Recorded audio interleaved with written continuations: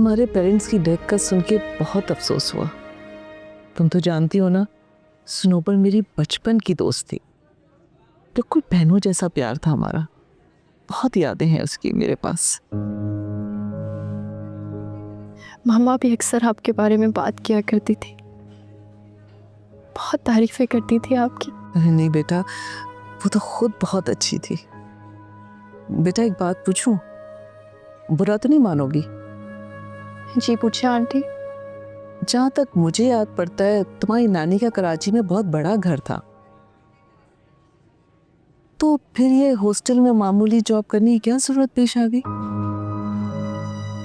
मामा पापा की डेथ के साथ ही मेरा सब कुछ चला गया। मेरे पास कुछ भी नहीं है आंटी, ना घर, ना गाड़ी, ना कोई बैंक बैलेंस, कुछ भी नहीं। मगर क्यों, कैसे? एक्चुअली नानी का घर बड़े वाले मामू के नाम पे था, जो अमेरिका होते हैं। नानी की डेथ के बाद उन्होंने वो सेल कर दिया। तो और बाकी सब?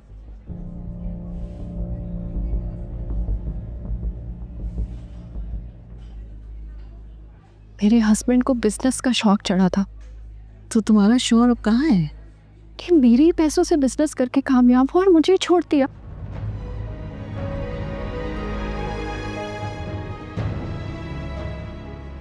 मुझे रिप्लेस कर दिया किसी और ने।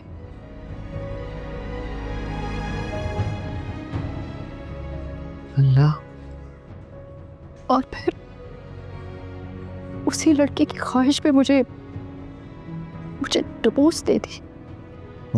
तो क्या जमाना आ गया है, इतनी बेहिसी, और वो खुद कुछ नहीं करता था। आंटी 19th ग्रेड का ऑफिसर था, मैंने तो ट्रस्ट किया ना उस पे हस्बैंड समझकर।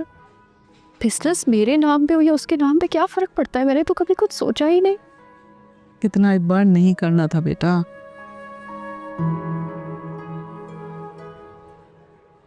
बहरहाल बेटा, मैं स्नोबर और तौफीक भाई की जगह तो नहीं ले सकती, लेकिन तुम मुझे अपनी औलाद की तरह अजीज हो।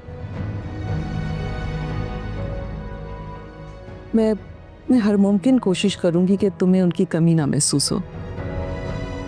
Thank you so much aunty, आपका ये कह देना ही काफी है।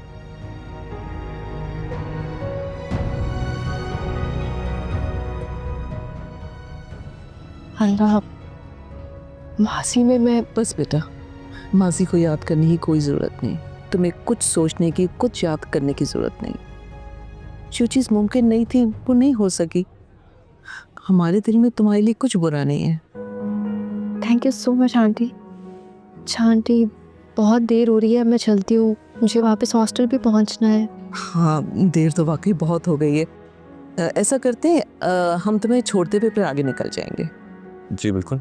नहीं आंटी, इसकी ज़रूरत नहीं है, मैं किसी टैक्सी या ऑटो से चली जाऊंगी। अरे नहीं नहीं, जब अपनी गाड़ी है तो तकल्लुफ़ की क्या ज़रूरत है, हम ले जाएंगे तुम्हें। नहीं सर, मुझे अब आदत हो गई है।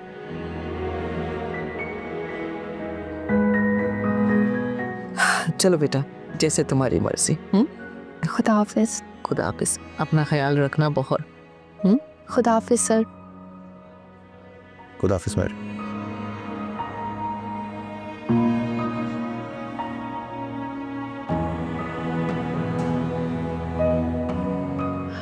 कितनी प्यारी बच्ची है, इतनी सी उम्र में कितना टफ टाइम देख लिया इसने।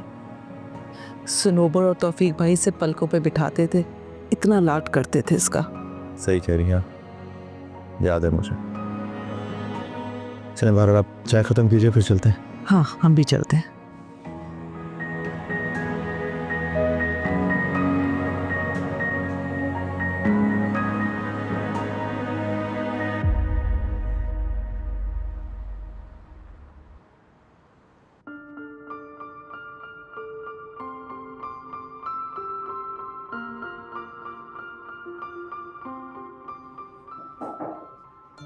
अजय,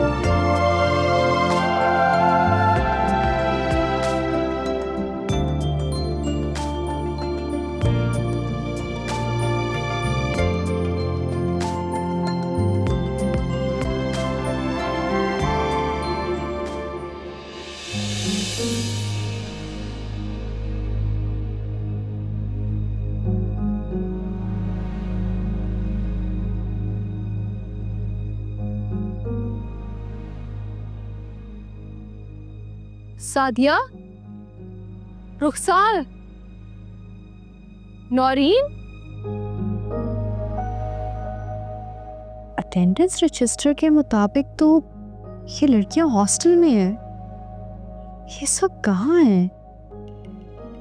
इन लड़कियों को तो अभी अपने रूम पे होना चाहिए।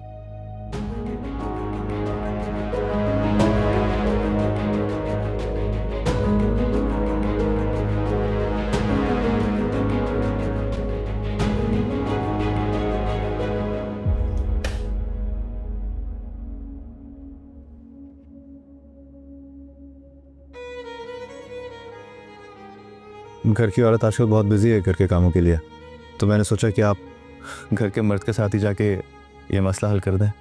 अच्छा है, जल्दी शिफ्ट हो जाएंगे हम।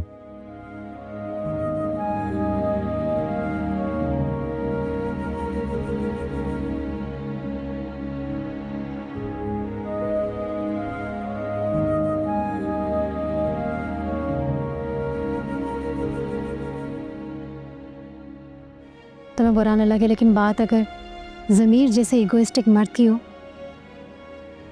फिर तो उसके लिए अपनी अना के आगे उसकी अपनी ज़ात भी कोई अहमियत नहीं रखती।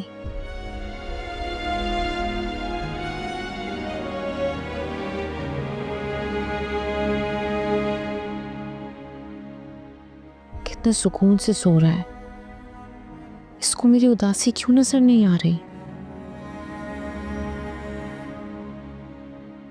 क्या इसकी ईगो हमारे बेटे के मुस्तकबिल से भी पढ़कर है? मेरे बारे में ना सही, एटलीस्ट सरमत के बारे में तो सोच सकता है ना। क्या हो गया इसे? कैसे उलझनों